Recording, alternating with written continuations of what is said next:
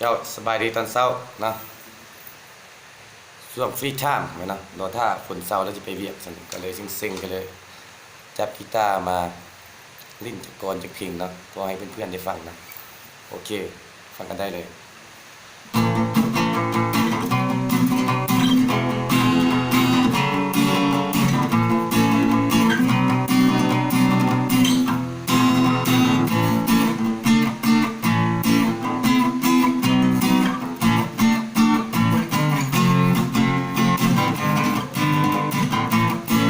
น้องบอกว่า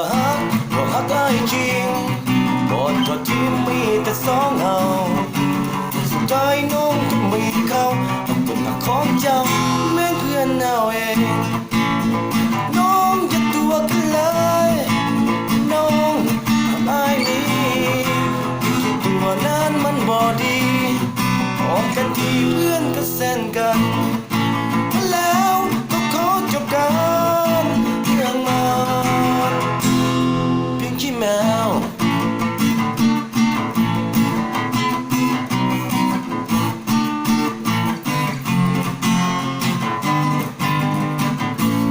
ผู้หญิงนั้นมีมากมายเพื่อนสายนั้นมีมากล้นแต่เพียงผู้หญิงคนอย่าไปกังวลให้มันอุ่นใจให้เธอต้องจึงมาสนใจมายุ่งกับอายก็ไว้ไปข้างหนึ่งถึงน้องย้ำมาทำซึ้งไอ้ปวดตุกทะเลดอกอีน้องนางเอ๋ย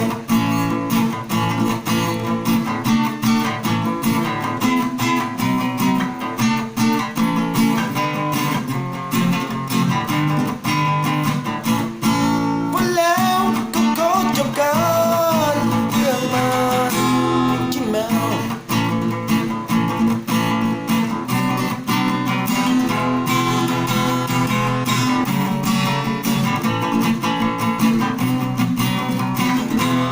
ผู้หญิง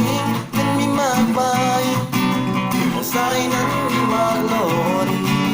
เพียงผู้หญิงคนอย่าไปกังวลให้มันอุ่นใจ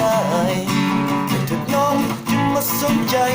มันยุ่งกับอายต้องไว้ไปข้างหนึ่งอย่างน้องย้ำมาทำซึ้งไอ้ประตูทะเลดอกอีน้องนางเอ๋ย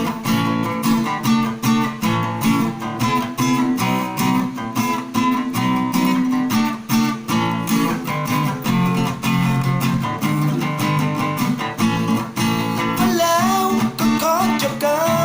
นเรื่องนั้นเพียงขี้แมว